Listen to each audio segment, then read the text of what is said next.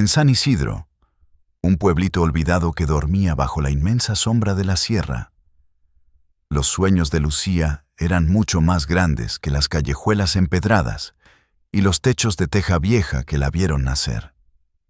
Su espíritu ardía con una inteligencia viva y un corazón noble, aferrado a una única ilusión: ser maestra.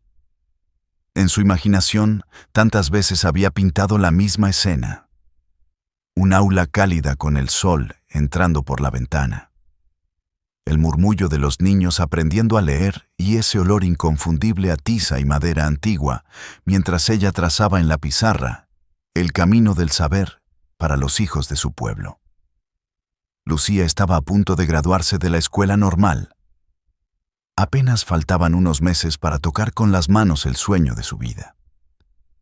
Doña Teresa, su madre, era su roca y su refugio. La miraba con ojos húmedos de orgullo y cada noche, al terminar el rosario, pedía a la Virgen que iluminara el camino de su hija. Pero la vida, que a veces tiene planes que no entendemos, les tenía reservada una prueba amarga. Un día cualquiera, doña Teresa cayó en cama. Al principio parecía un simple resfriado, un mal aire, como decían las vecinas, pero pronto se transformó en una enfermedad silenciosa que comenzó a consumir su cuerpo y a apagar la luz de su rostro. La casita de adobe, antes llena de risas y aroma a café recién hecho, se convirtió en un nido de angustia. Las risas de la madre se volvieron quejidos ahogados por la noche. Cuando el médico del pueblo vecino los visitó, sus palabras cayeron sobre el corazón de Lucía como piedras de granizo. Necesita una cirugía urgente en la capital, dijo el doctor mientras guardaba su estetoscopio con gesto grave. Y es costosa, muy costosa. Don Jacinto, el padre de Lucía, era un hombre de campo al que los años y el sol habían doblado la espalda. No poseía más riqueza que su fe y sus manos callosas, y ahora, sentado en una silla de paja, apretaba su sombrero contra el pecho, elevando plegarias silenciosas al cielo. Por otro lado, Mateo y Tomás, los hermanos mayores, eran como nubarrones cargados de tormenta. Habían perdido el rumbo hacía tiempo, endurecidos por el vicio y la desidia. Lejos de conmoverse por el dolor de su madre, sus ojos brillaban con codicia cada vez que veían a Lucía contar las pocas monedas que ganaba vendiendo huevos o bordados para comprar medicinas. Más de una vez, le robaron esos ahorros sin piedad para gastarlos en la cantina. Lucía se encontró sola frente a un huracán. Miró sus libros de pedagogía apilados cuidadosamente en una esquina de su cuarto. Los vio desvanecerse como la niebla de la mañana ante el sol. Luego miró el rostro pálido de doña Teresa. Escuchó su respiración fatigosa y comprendió una verdad dolorosa. Había cosas más sagradas que los sueños propios. Esa noche oscura, mientras el pueblo dormía y solo se escuchaban los grillos, Lucía tomó una decisión que le desgarró el alma. Las lágrimas corrieron por sus mejillas en silencio. Pero su voluntad no flaqueó. No habría graduación, no habría aula, ni pizarra, ni niños coreando su nombre. Había una madre que debía vivir. Enterró su vocación en lo más profundo de su ser y juró ante un crucifijo de madera conseguir el dinero para salvar a doña Teresa, costara lo que costara.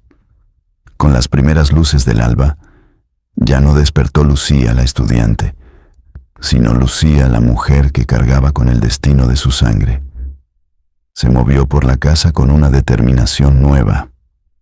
No fue hacia sus libros. Sacó una vieja bolsa de lona y comenzó a doblar 2 vestidos sencillos y un chal que su madre le había tejido en tiempos mejores. Sus ojos se posaron por última vez en el rincón donde descansaban sus cuadernos. Sintió un nudo en la garganta, como si se despidiera de una parte de su cuerpo. Acarició con la yema de los dedos la portada de su libro favorito, retiró la mano con rapidez y cerró la bolsa de golpe, clausurando un capítulo de su vida que quizás nunca volvería a abrirse. Entró a la cocina donde su padre calentaba un poco de agua. Le besó la mano con respeto y le dijo con una voz que intentó mantener firme: «Papá, me voy a la ciudad. He sabido de un trabajo allá. Dios proveerá». Don Jacinto la miró con sus ojos cansados, conocedores de las penas de la vida, y entendió el sacrificio inmenso que se escondía tras esas palabras. No preguntó detalles. Sabía que el corazón de su hija no resistiría explicaciones. Le puso una mano temblorosa sobre el hombro y la bendijo. «Vete con Dios, hija mía. Que la Virgen te cubra con su manto y te abra las puertas». Luego, Lucía se deslizó a la habitación de su madre. Doña Teresa dormía, frágil. Lucía se arrodilló junto al catre. Tomó esa mano trabajadora y la besó suavemente. «No tengas miedo, mamá», susurró, como haciendo un pacto sagrado. «Volveré con la cura. Te lo prometo por lo más sagrado». Una lágrima cayó sobre la mano de la enferma. Lucía la secó rápidamente y salió de la habitación antes de que el dique de su llanto se rompiera. Al salir al patio, vio a sus hermanos sentados, ociosos, murmurando entre risas. No les dijo nada. Las palabras con ellos hacía tiempo que habían perdido su valor. Cargó su pequeña bolsa y con ella el peso del mundo. Caminó por el sendero de tierra que llevaba a la parada del viejo autobús. Con cada paso que la alejaba de su casa, sentía que San Isidro se hacía pequeño a sus espaldas y que su sueño se quedaba atrapado entre las montañas. Se sentó en el autobús y apoyó la frente contra el cristal frío de la ventana. No veía el paisaje que pasaba rápido. Solo veía el rostro de su madre. La decisión sabía a hiel, amarga y dura, pero el amor filial era dulce y fuerte, y fue ese amor el que le dio el coraje para mirar hacia adelante, hacia la carretera infinita que la llevaba a lo desconocido. El autobús llegó a la capital justo cuando el atardecer teñía el cielo de un violeta amoratado, y las luces de la gran ciudad comenzaban a devorar los últimos restos del día. Para Lucía, que solo conocía el silencio sagrado de la sierra y el canto de los gallos, el rugido de la metrópoli fue un golpe físico. El tráfico, las bocinas, la marea de gente que caminaba sin mirarse a los ojos, todo aquello la hizo sentirse más pequeña que un grano de arena. Allí no era nadie. No tenía parientes, ni amigos, ni compadres. Solo tenía su fe y un propósito que le quemaba el pecho: juntar el dinero. En la misma estación, gracias a la indicación de una anciana que vio su desamparo, Lucía consiguió su primera colocación. Fue en casa de una familia de comerciantes adinerados. Desde el primer momento en que cruzó el umbral de aquella residencia de muros altos y rejas forjadas, chocó de frente con un mundo que no estaba hecho para la piedad. Lucía, la estudiante brillante que soñaba con enseñar el abecedario, dejó de existir. En su lugar nació la muchacha, una sombra que acudía al sonido de una campanilla y bajaba la cabeza ante los gritos. Las jornadas eran interminables. Se levantaba antes de que el sol despuntara para preparar el desayuno y no tocaba su catre hasta bien pasada la medianoche.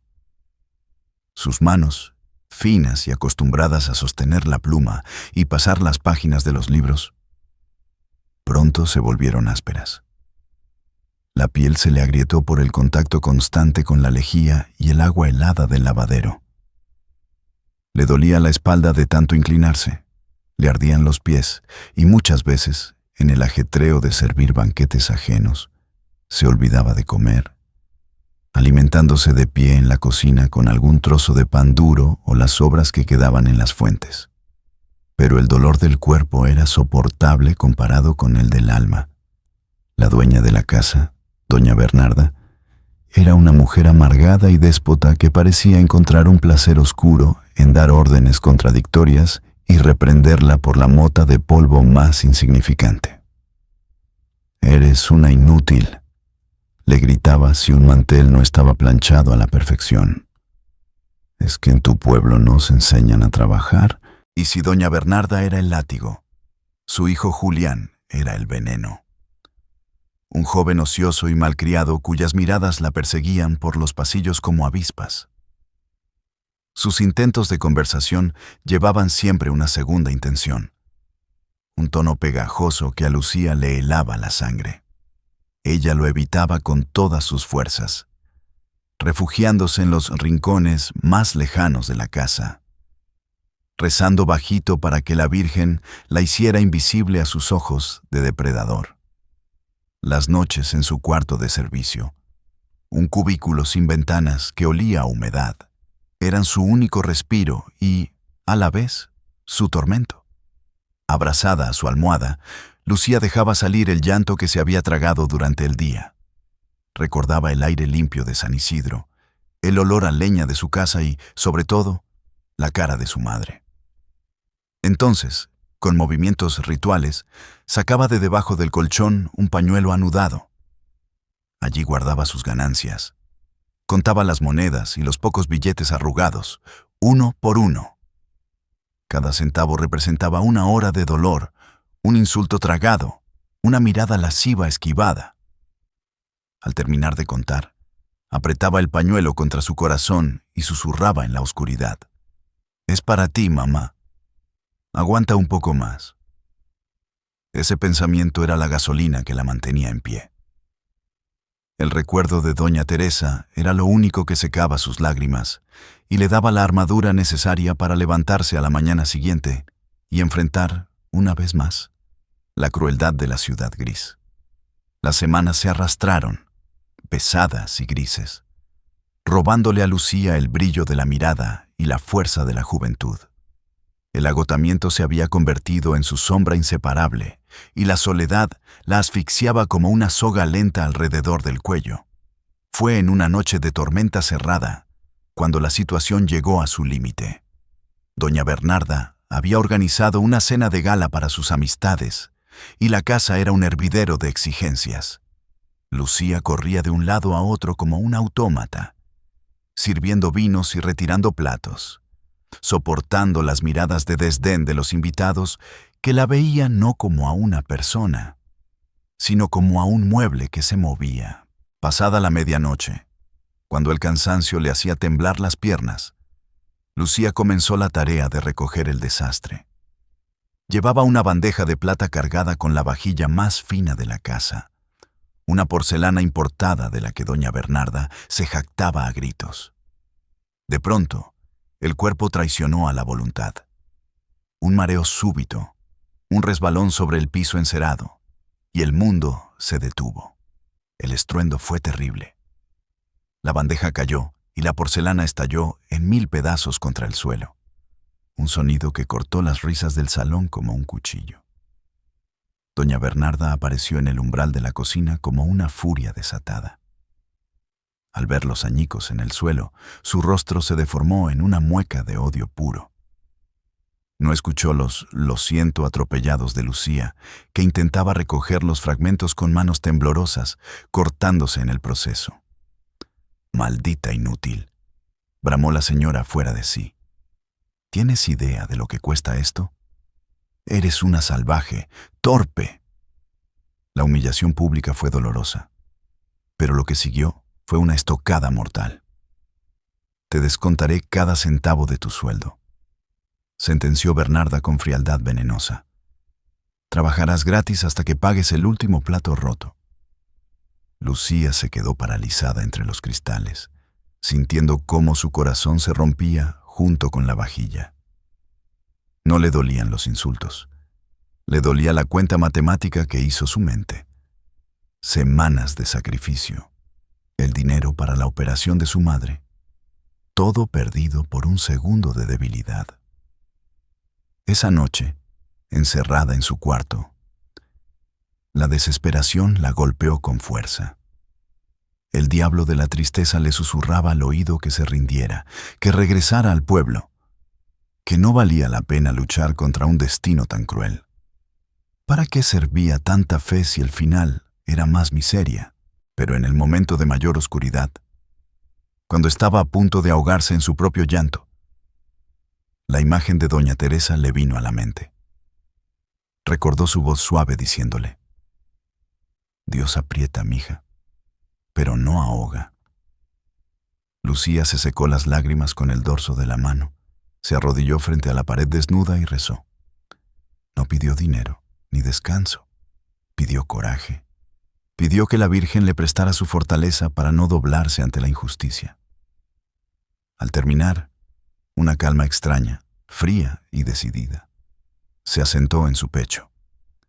Había perdido dinero, sí, pero no iba a perder su alma en esa casa. A la mañana siguiente, con el orgullo remendado, Lucía comunicó que se marchaba. Doña Bernarda la miró con indiferencia y le arrojó un puñado miserable de billetes, habiéndose cobrado con creces la vajilla rota. Lucía tomó el dinero sin discutir. Sabía que la justicia divina tenía sus propios tiempos. Salió a la calle con su bolsa de lona al hombro, caminando sin rumbo bajo un cielo que empezaba a despejarse. Sus pasos, guiados por esa brújula invisible que es la providencia, la llevaron lejos del centro, hacia un barrio antiguo de casonas señoriales y calles arboladas donde reinaba un silencio respetuoso. En la puerta de una casa de fachada sobria y elegante, vio un pequeño letrero manuscrito: Se busca auxiliar para el hogar. Con el corazón galopando entre el miedo y la esperanza, llamó a la puerta. Le abrió una mujer mayor, de rostro bondadoso y delantal impecable, la nana Rosa, quien tras un breve escrutinio la hizo pasar. La casa era imponente, pero no ostentosa como la anterior. Aquí se respiraba paz, olor a cera y a libros viejos. La llevaron al despacho principal. Allí, sentado tras un escritorio de caoba, estaba don Salvador. Era un hombre de unos 50 años, de barba entrecana y mirada profunda, que transmitía una autoridad serena. A su lado, en un sillón de terciopelo, tejía doña Amalia, su madre, una anciana de cabellos de plata y rostro dulce. Don Salvador la miró por encima de sus gafas y le preguntó con voz grave pero amable por qué había dejado su último trabajo. Lucía dudó. El miedo le mordía la lengua. Si decía la verdad sobre los platos rotos, seguramente no la contratarían. Pero miró los ojos de aquel hombre y sintió que la mentira no tenía cabida en esa habitación. Con la voz baja, pero la frente en alto, contó la verdad: el accidente, el cansancio, la vajilla destrozada. Se hizo un silencio espeso. Don Salvador y doña Amalia intercambiaron una mirada indescifrable. Finalmente, doña Amalia dejó sus agujas de tejer y habló con una voz que sonó a música celestial. No te preocupes, hija. Los platos se compran, se reponen. Pero cuando se rompe el espíritu de una persona, eso es mucho más difícil de arreglar. Lucía sintió que le quitaban una losa de encima. Por primera vez en la ciudad, alguien la trataba como a un ser humano. Te quedarás con nosotros, Lucía, dijo don Salvador cerrando la carpeta sobre su escritorio. Aquí valoramos el descanso y el respeto tanto como el trabajo. Tu habitación está arriba. Nana Rosa te explicará todo. Al salir de aquel despacho, Lucía tuvo que morderse los labios para no llorar de gratitud. Había entrado buscando un salario, pero sin saberlo, había encontrado un refugio. Dios le había cerrado una puerta de espinas para abrirle una de esperanza. La vida en la casona de don Salvador fue como pasar de una tormenta en alta mar a la quietud de un puerto seguro.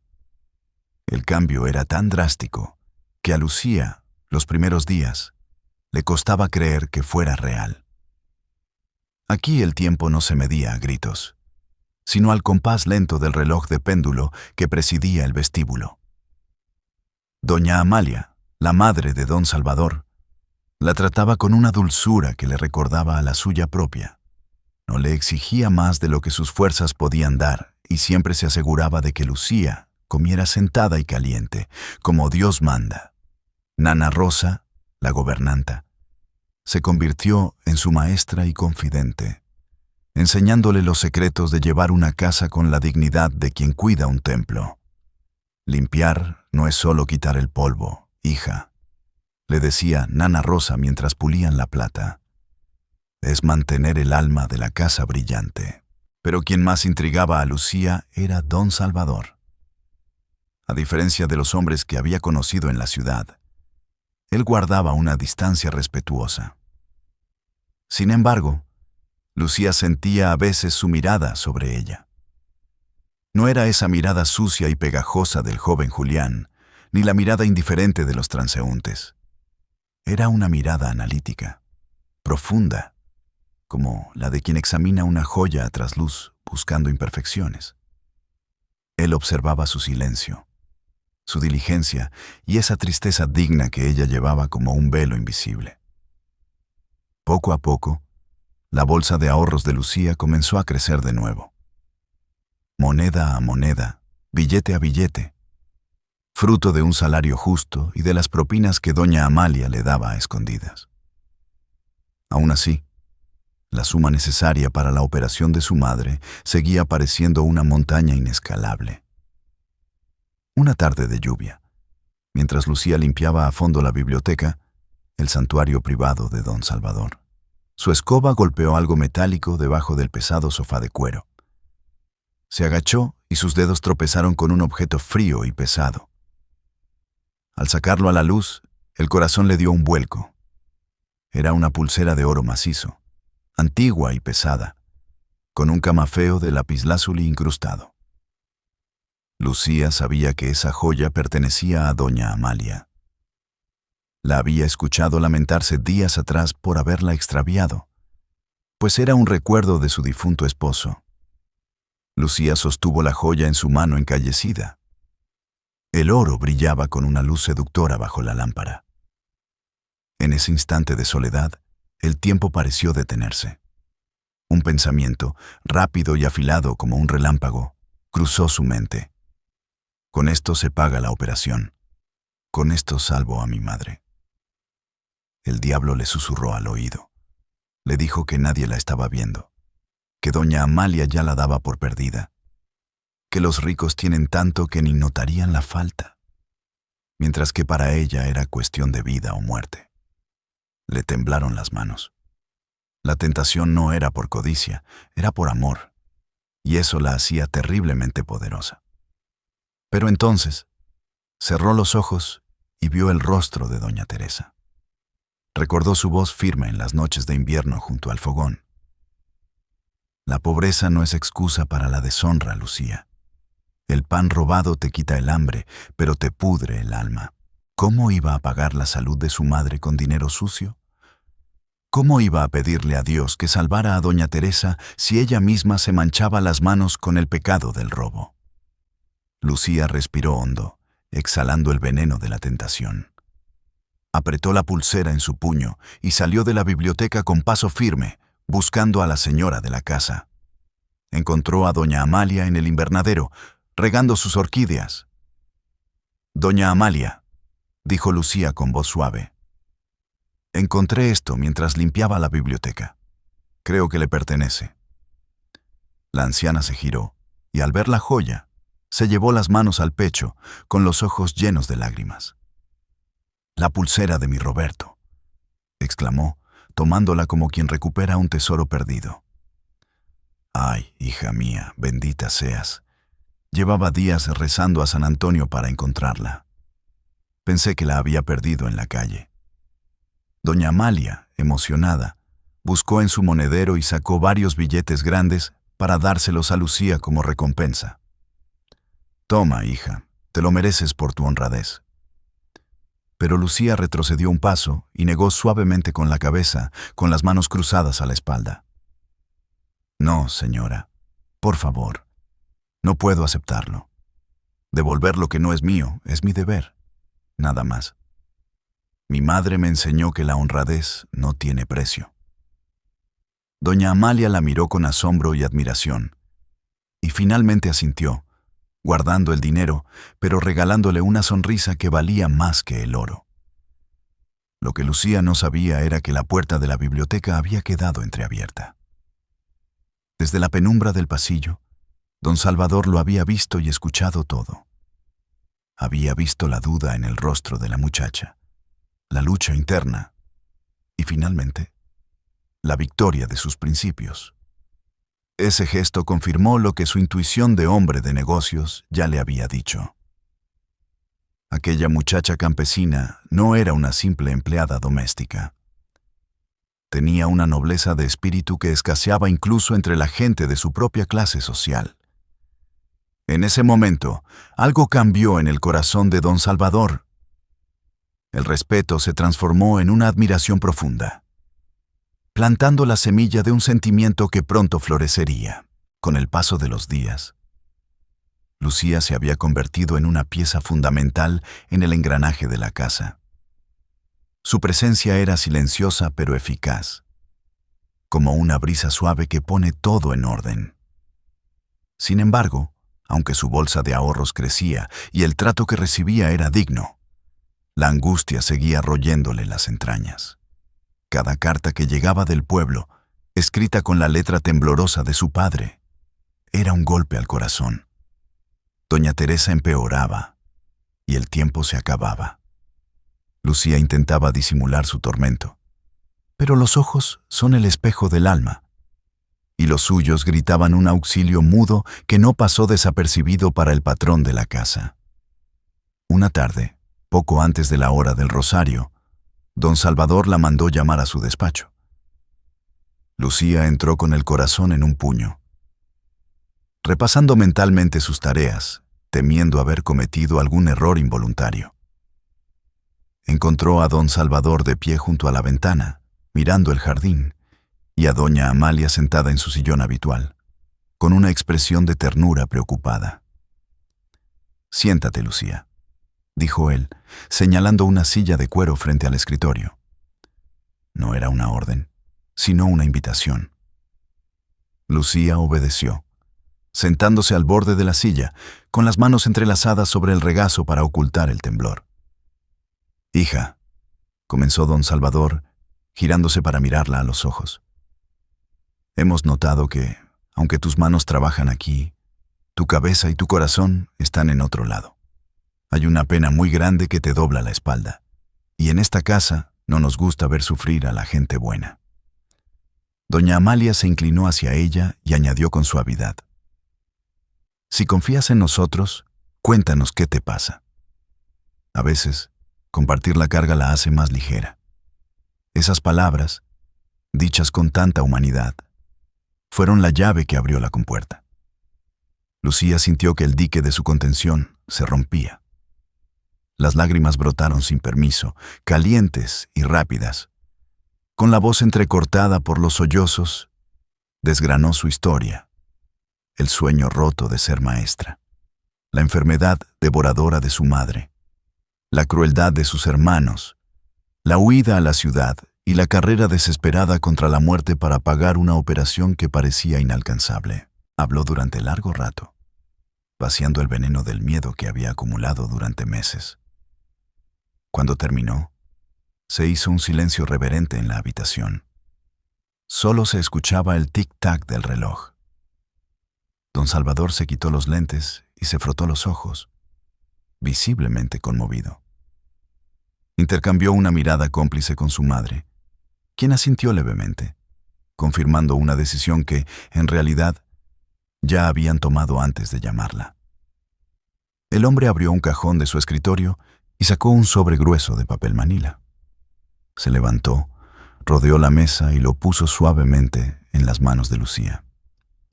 «Toma», dijo con voz firme. «Aquí tienes lo necesario para la operación de tu madre y un poco más para los cuidados que vendrán después». Lucía miró el sobre y luego a él, aturdida, sin comprender. ¿Era un despido? ¿Era una liquidación? «Señor, yo no puedo». «Es demasiado dinero», balbuceó asustada por la magnitud de la suma. No es una limosna, Lucía, la interrumpió don Salvador con seriedad. Considéralo un préstamo de honor, un adelanto por tu trabajo futuro o simplemente una inversión en una persona que vale la pena. Dios me ha dado mucho y de nada sirve tener si no se usa para hacer justicia. Ve a tu pueblo, salva a tu madre. Lucía sintió que las piernas le fallaban. Se levantó y, en un impulso que rompió el protocolo, tomó la mano de doña Amalia y luego la de don Salvador, besándolas con gratitud infinita. Que Dios se lo pague con el cielo. Que Dios los bendiga siempre. Repetía entre lágrimas, pero esta vez eran lágrimas de una felicidad dolorosa y pura. Anda, vete ya, dijo doña Amalia, secándose sus propios ojos con un pañuelo de encaje. El tiempo es oro, y tu madre te espera. Tu cuarto seguirá aquí cuando vuelvas. Esa misma noche, Lucía hizo su maleta. No llevaba ropa nueva ni regalos, pero llevaba en el pecho un tesoro más grande: la esperanza. Apretó contra su corazón el sobre y su pequeña bolsa de ahorros, sintiendo que por fin, después de tanta oscuridad, la mano de Dios se había extendido para rescatarla. Subió al autobús de regreso a la sierra con el alma ligera. Mientras la ciudad quedaba atrás, convirtiéndose en un recuerdo de luces borrosas, Lucía sabía que la batalla no había terminado.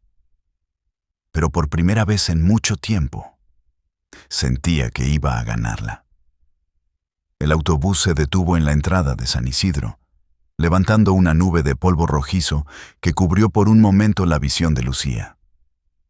Al bajar, el aire seco y fresco de la sierra le llenó los pulmones, trayéndole recuerdos de una infancia que ahora parecía lejana.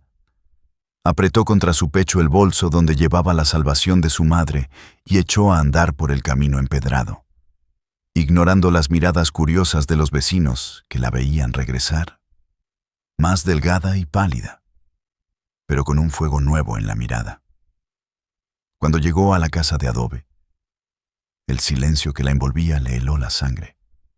No se oía el trajín de las ollas, ni el radio viejo de su padre. Entró corriendo, con el corazón galopando desbocado en el pecho. Encontró a don Jacinto sentado junto a la cama de doña Teresa, sosteniendo su mano inerte. La habitación olía a cera quemada y a enfermedad avanzada. Su madre era apenas una sombra de la mujer robusta que había sido. Su respiración era un hilo frágil que amenazaba con romperse en cualquier instante. «Papá», susurró Lucía. El anciano levantó la vista y al verla, sus ojos se llenaron de lágrimas de resignación. «Llegaste, hija. Llegaste para despedirte. Ya no hay nada que hacer. Solo esperar la voluntad de Dios». «No», gritó Lucía con una fuerza que sobresaltó al viejo. «No he venido a despedirme, he venido a curarla». Sin perder un segundo, Lucía volcó el sobre la mesa de madera. Los fajos de billetes cayeron con un sonido sordo, contrastando brutalmente con la pobreza de la estancia. Don Jacinto miró el dinero y luego a su hija, atónito, como si estuviera presenciando un milagro bíblico. «Dios ha escuchado nuestras súplicas, papá. Prepara todo, nos la llevamos ahora mismo a la clínica de la ciudad». La noticia corrió como la pólvora por el pueblo. Mientras Lucía organizaba el traslado en la camioneta de un vecino, Mateo y Tomás, sus hermanos, aparecieron en el portal. Venían con la cabeza baja, arrastrando los pies, con esa mezcla de vergüenza y envidia que carcome a los que no tienen valor. Vieron cómo su hermana menor, esa a la que habían subestimado y de la que se habían aprovechado, tomaba las riendas que ellos habían soltado. No se atrevieron a decir palabra. La dignidad de Lucía imponía un respeto que los enmudecía. El viaje al hospital regional fue una agonía de baches y rezos.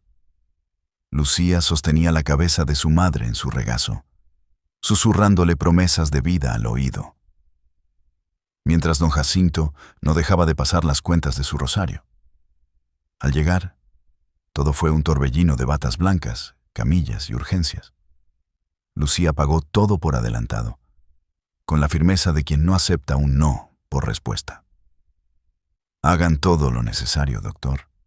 No importa el costo», dijo, firmando los papeles de ingreso. Las horas siguientes fueron las más largas de su vida. Sentada en la sala de espera, bajo la luz fría de los tubos fluorescentes, Lucía sintió que el tiempo se estiraba. Cada vez que se abría la puerta del quirófano, su corazón se detenía. Rezó a la Virgen de los Dolores, prometiéndole que dedicaría su vida al bien si su madre salía de aquella mesa. Finalmente, cuando el alba empezaba a clarear tras las ventanas del hospital, el cirujano salió. Se quitó el gorro verde, se secó el sudor de la frente y buscó a los familiares con la mirada. Al ver su expresión, Lucía se puso de pie, temblando. «Ha sido difícil», dijo el médico, y luego sonrió cansinamente. «Pero lo hemos logrado. Doña Teresa es una mujer fuerte. Ha salido de peligro».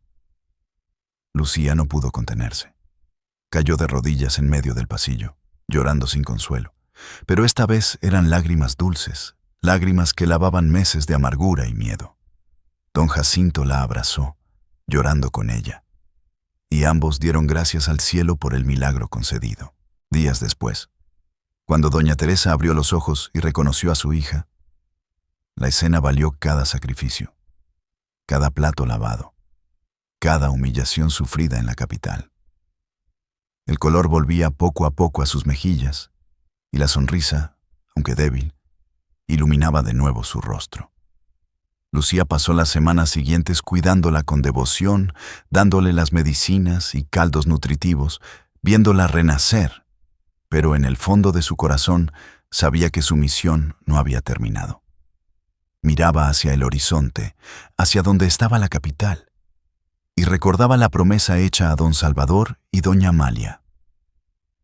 «¿Te quedarás, hija?», le preguntó su madre una tarde, ya sentada en el jardín, disfrutando del sol. Lucía le acarició el cabello cano y negó suavemente con la cabeza. «No, mamá. Tengo una deuda de honor que pagar. Ese dinero no fue un regalo, fue un voto de confianza. Y yo, hija tuya y de papá, no puedo descansar hasta devolver el último centavo». San Isidro había recuperado a doña Teresa, pero Lucía sabía que ella ya no pertenecía del todo al pueblo. Su destino la llamaba de vuelta a la casona de la ciudad, donde un hombre noble y una anciana bondadosa esperaban, quizás sin saberlo, el regreso de la mujer que cambiaría sus vidas para siempre. Lucía había prolongado su estancia en San Isidro unas semanas más, asegurándose de que doña Teresa estuviera completamente fuera de peligro. Sin embargo, la fecha de su partida se acercaba inexorablemente. Ya tenía su maleta lista y el ánimo preparado para volver a ponerse el delantal de servicio en la casona de la ciudad. Su honor le exigía pagar cada céntimo de aquella deuda, aunque le costara años de trabajo. Una mañana luminosa, mientras ayudaba a don Jacinto a desgranar maíz en el patio delantero, un sonido inusual rompió la calma del pueblo. No era el traqueteo del viejo autobús ni el motor cansado de algún camión de carga. Era el ronroneo suave y potente de un motor fino. Un automóvil negro, elegante y reluciente bajo el sol serrano, apareció por la calle principal, levantando remolinos de polvo y atrayendo las miradas de todos los vecinos, que se asomaban a las ventanas murmurando con curiosidad.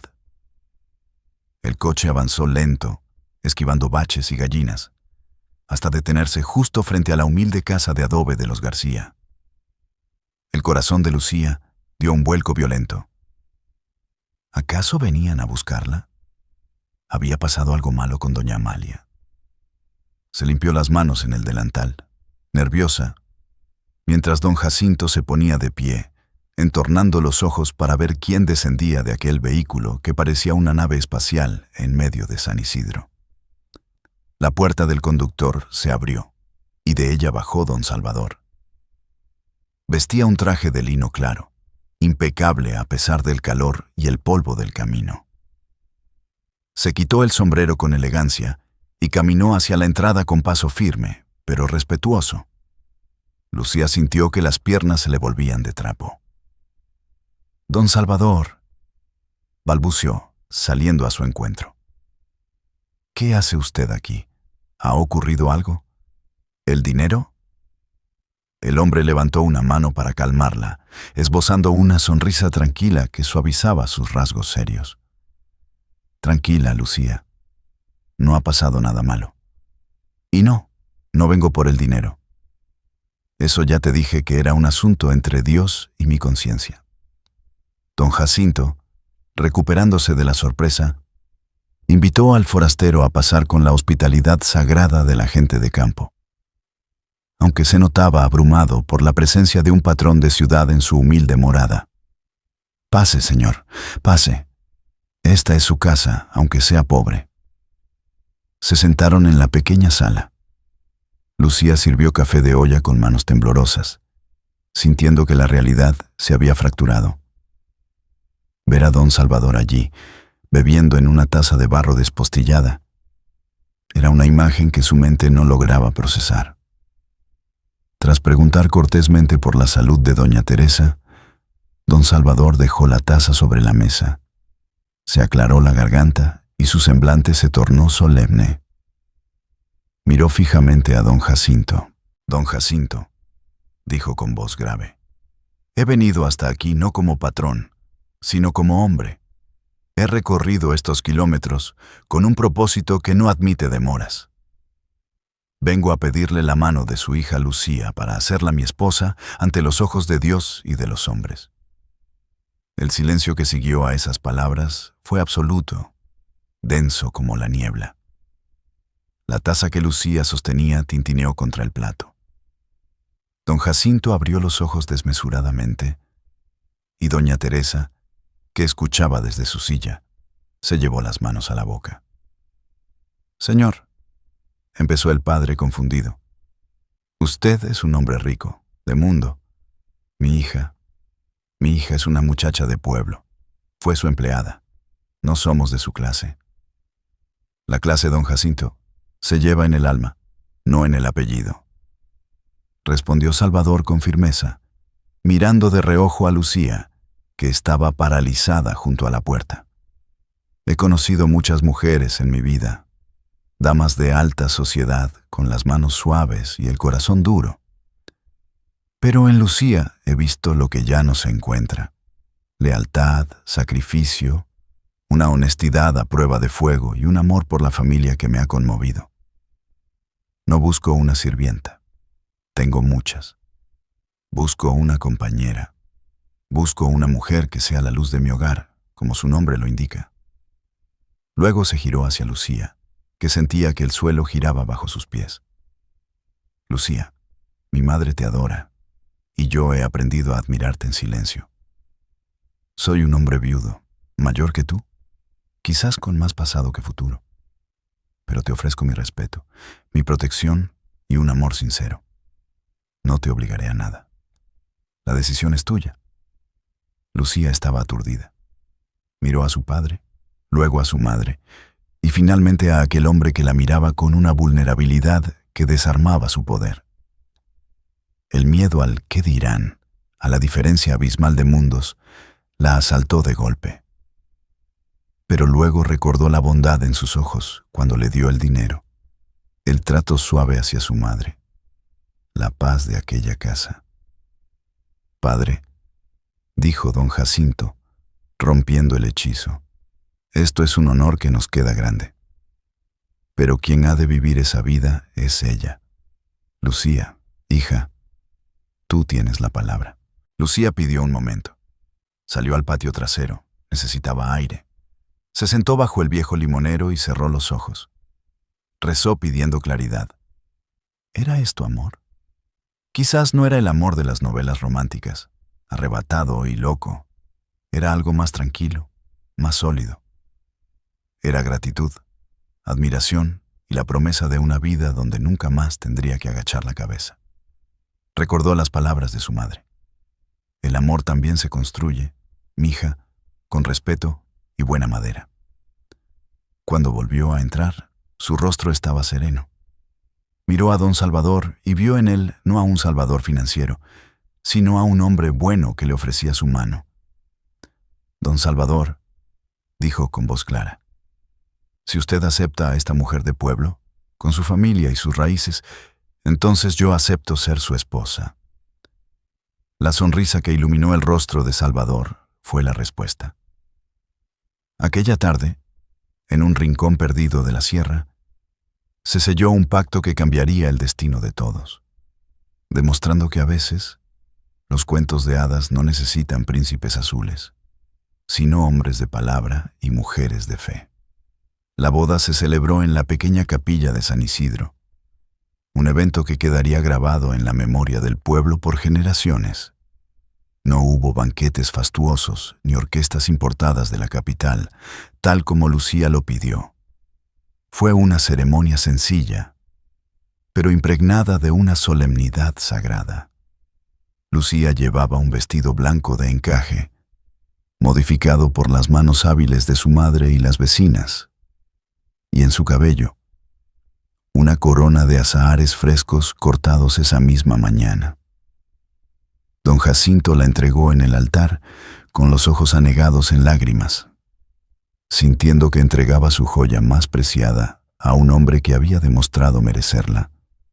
Mateo y Tomás, los hermanos, observaban desde las bancas traseras, con trajes prestados y una actitud humilde que nadie les conocía. La grandeza moral de su hermana y la generosidad de don Salvador habían logrado lo que años de regaños no pudieron: avergonzarlos hasta la rectitud. Cuando el viejo cura pronunció las palabras finales y los declaró marido y mujer, no estallaron fuegos artificiales, pero sí un aplauso sincero de manos callosas que bendecían la unión. El regreso a la ciudad marcó el inicio de la verdadera transformación. El coche negro cruzó el portón de la casona señorial. Pero esta vez, Lucía no entró por la puerta de servicio, cabizbaja y temerosa. Entró del brazo de su esposo, por la puerta principal de roble tallado, con la frente en alto. El servicio estaba formado en el vestíbulo para recibir a los patrones. Al ver a Nana Rosa, Lucía sintió un nudo en la garganta. La vieja gobernanta hizo una reverencia protocolaria y dijo: «Bienvenida a casa, señora Lucía». Lucía soltó el brazo de Salvador y corrió a abrazar a la anciana, rompiendo toda etiqueta. «No me llames señora, Nana Rosa», susurró al oído de la mujer que había sido su ángel guardián. «Para ti siempre seré Lucía». Doña Amalia, ahora suegra, la recibió con un beso en la frente, radiante de felicidad. La casa, que antes le parecía inmensa y ajena, ahora se sentía cálida. Sin embargo, la transición no fue sencilla. Lucía tuvo que aprender a dejar el trapo y la escoba, a sentarse a la mesa en lugar de servirla y a dar órdenes con suavidad en lugar de recibirlas. Salvador, con una paciencia infinita, la guiaba en este nuevo mundo. No la trataba como a un trofeo, sino como a una igual. Pasaban las noches conversando en la biblioteca, ese lugar que Lucía antes limpiaba con temor reverencial y que ahora compartía como dueña. Él le leía poesía, le hablaba de sus negocios y, sobre todo, la escuchaba. Quería conocer cada rincón de su alma, cada pensamiento que había callado durante sus años de pobreza. Una noche de invierno, mientras el fuego crepitaba en la chimenea, Salvador notó que Lucía miraba con nostalgia un viejo libro de pedagogía que había quedado olvidado en una estantería baja. Se acercó a ella y le tomó la mano. «Lucía», dijo suavemente, «te he dado una casa, vestidos y comodidad. pero siento que hay algo en tus ojos que todavía no está completo. Hay un sueño dormido en tu corazón que no me has contado. Lucía bajó la mirada, ruborizada. Ya tengo más de lo que merezco, Salvador. Dios ha sido muy generoso. No se trata de merecer, sino de ser, insistió él. Antes de que la necesidad te obligara a trabajar, ¿quién quería ser, Lucía? ¿Qué soñaba esa niña de la sierra antes de que la enfermedad de su madre lo cambiara todo? La pregunta tocó la fibra más sensible de su ser. Con voz tenue, Lucía confesó su secreto mejor guardado. Le habló de su vocación, de cómo su alma se encendía al imaginar un aula, de su deseo de enseñar a leer y a escribir a los niños olvidados de su pueblo, de ser una luz en la oscuridad de la ignorancia. Le contó cómo había enterrado ese sueño bajo capas de resignación para salvar a su madre. Salvador la escuchó en silencio, fascinado. Veía cómo el rostro de su esposa se iluminaba al hablar de la enseñanza, una luz que ninguna joya podía igualar. Cuando ella terminó, él se quedó pensativo un momento. Luego, una sonrisa amplia y decidida se dibujó en su rostro. Se levantó y caminó hacia el escritorio, tomando un papel y una pluma. ¿Y quién dice que ese sueño debe seguir enterrado?, preguntó, girándose hacia ella con un brillo de entusiasmo en los ojos. Lucía, eres joven e inteligente. No te casaste conmigo para ser un adorno en esta casa. Pero, Salvador, ya es tarde, y mi lugar ahora está aquí, contigo, respondió ella confundida.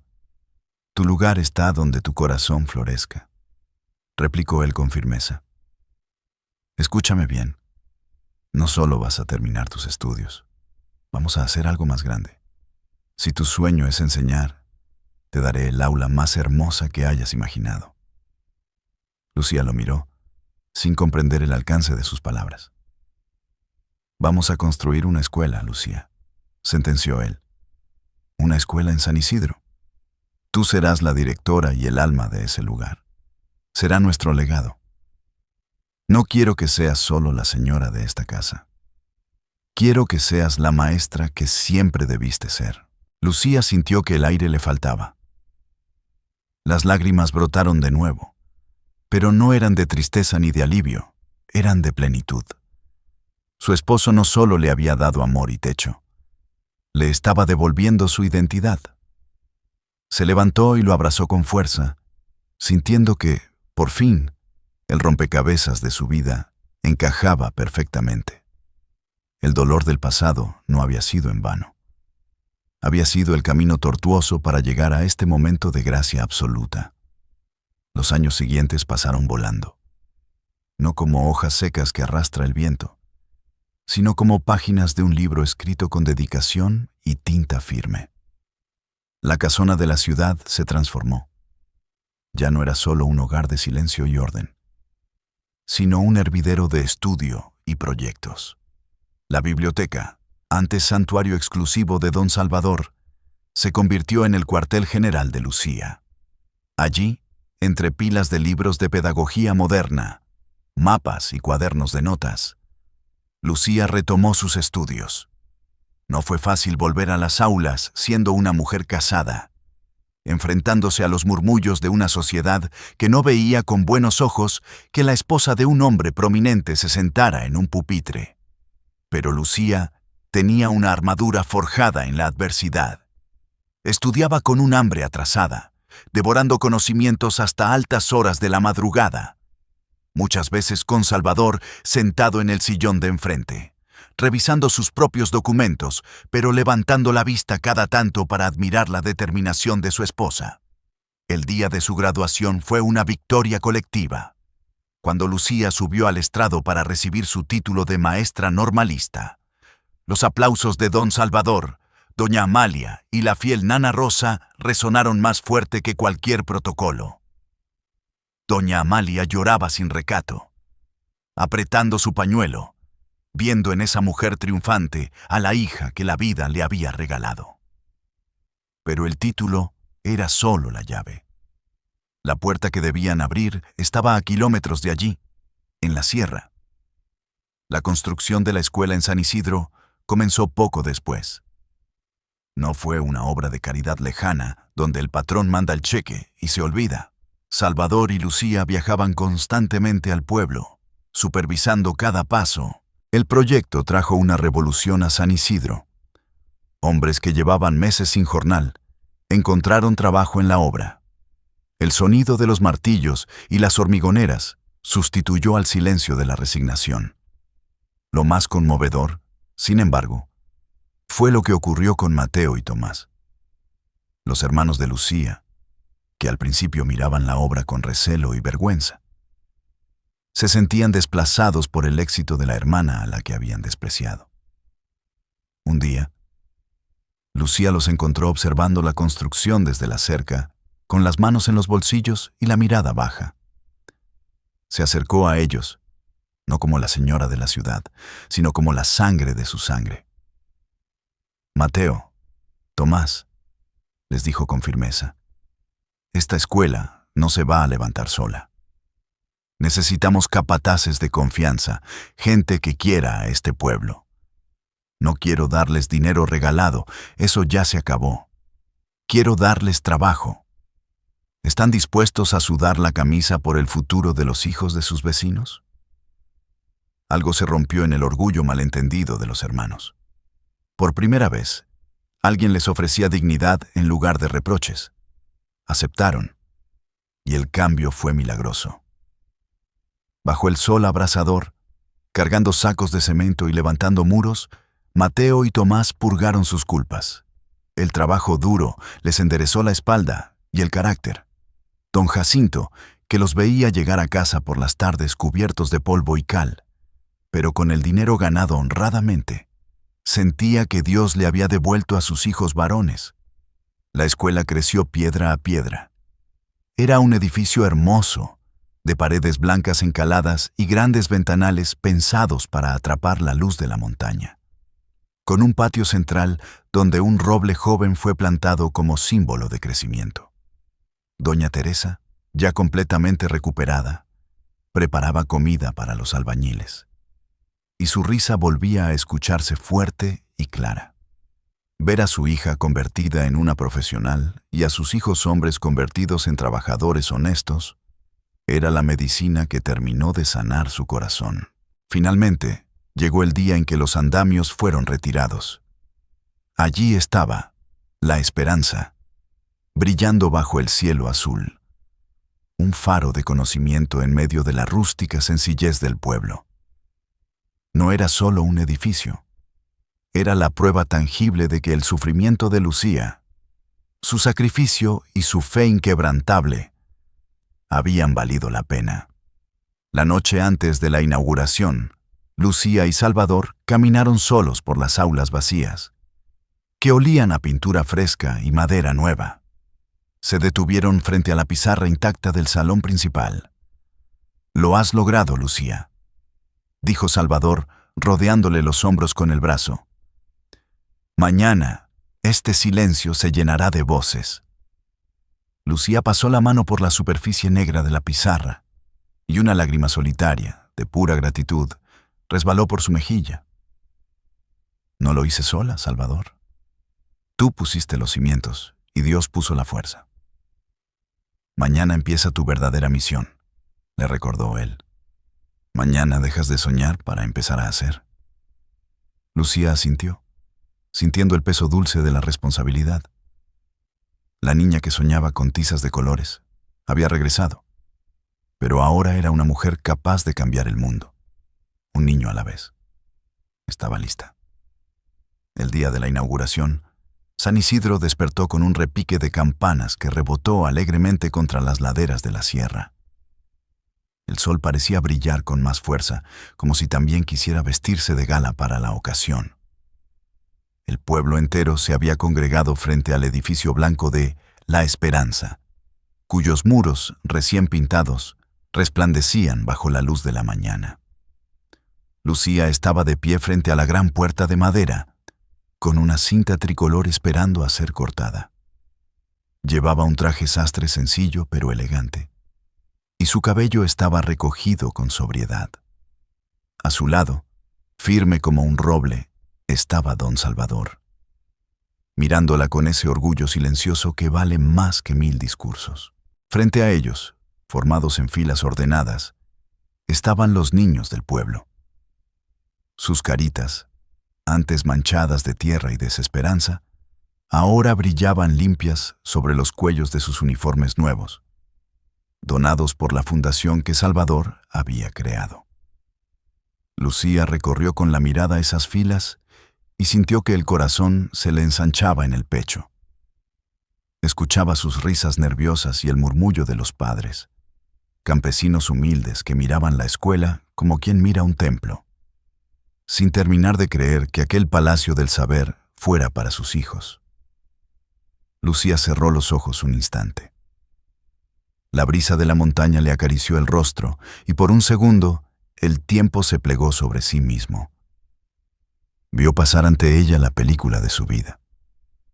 La noche oscura de la enfermedad, el autobús frío que la llevó al exilio, las manos agrietadas por la lejía, las lágrimas tragadas en silencio bajo el techo de doña Bernarda y la soledad de su cuarto de servicio.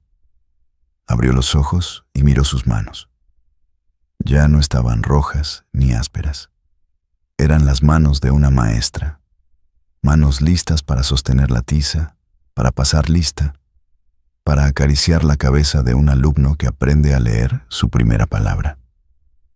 En la primera fila de los asistentes, sentados en sillas de honor, estaban sus padres. Don Jacinto, con su sombrero en la rodilla, lloraba sin disimulo, con esa llaneza de los hombres de campo que ya no tienen nada que demostrar. Doña Teresa, milagrosamente recuperada y llena de vida, rezaba el rosario, dando gracias a la Virgen por haberle permitido vivir para ver este día. Más atrás, discretos, estaban Mateo y Tomás. Se habían quitado las gorras en señal de respeto. Sus rostros curtidos por el sol de la obra reflejaban una mezcla de arrepentimiento y admiración. Habían ayudado a levantar esos muros con sus propias manos, y en cada ladrillo habían dejado un pedazo de su antiguo egoísmo, transformándose en hombres de bien gracias al ejemplo de la hermana a la que una vez intentaron robar. El párroco del pueblo bendijo las instalaciones, rociando agua bendita sobre el umbral. Luego, se hizo un silencio expectante. Era el turno de Lucía. Dio un paso al frente. No llevaba papeles ni discursos preparados. Todo lo que tenía que decir estaba tatuado en su alma. Queridos vecinos, familia, comenzó con voz clara, que tembló levemente por la emoción. Muchos de ustedes conocen mi historia. Saben que salí de aquí con el alma rota, buscando salvar la vida de mi madre. Pensé que al irme estaba enterrando mis sueños para siempre. Pensé que Dios se había olvidado de mí. Hizo una pausa, buscando la mirada de Salvador, quien le asintió con ternura. Pero aprendí que los caminos de la providencia son misteriosos. A veces, Dios nos hace caminar por senderos de espinas para que aprendamos a valorar las rosas. Aprendí que la pobreza no está en el bolsillo, sino en el corazón, y que no hay trabajo indigno si se hace con amor y honradez. Miró a los niños, que la observaban con ojos grandes y atentos. Esta escuela no está hecha solo de ladrillos y cemento. Está hecha de paciencia. Está cimentada en la fe de una madre, señaló a doña Teresa, y en la generosidad de un hombre bueno que creyó en la justicia, señaló a Salvador. Hoy, al abrir estas puertas, no solo inauguramos un edificio, inauguramos una promesa. La promesa de que en San Isidro, el destino de un niño no estará marcado por su pobreza, sino por su talento y su esfuerzo. Lucía tomó las tijeras y con un corte firme partió la cinta. Los aplausos estallaron como una tormenta de alegría, mezclándose con los vivas y el vuelo de unas palomas que alguien soltó en ese momento. La gente se agolpó para abrazarla. Pero ella, en medio del júbilo, sintió la mano cálida de Salvador envolviendo la suya. Él se inclinó y le susurró al oído. ¿Eres feliz, Lucía? Ella lo miró, con los ojos llenos de lágrimas de luz. Más de lo que jamás imaginé. Todo el dolor, Salvador. Todo valió la pena para llegar a este minuto.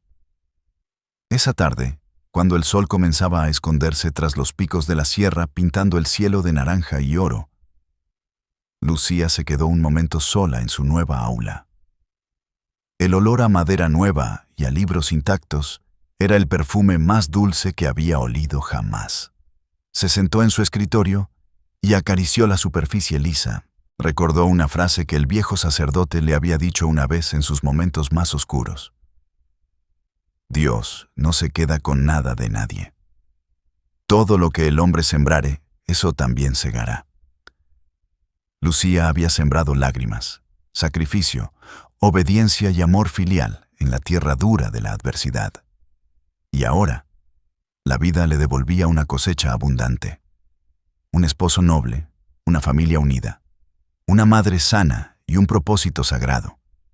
Se levantó, tomó una tiza blanca y escribió en la pizarra virgen la primera lección para sus alumnos, que también era el resumen de su vida.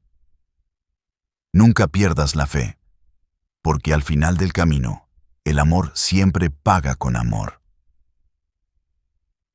Salió del aula cerrando la puerta con suavidad, dejando atrás el pasado y caminando hacia el futuro, de la mano de su esposo, bajo el cielo infinito y protector de su tierra.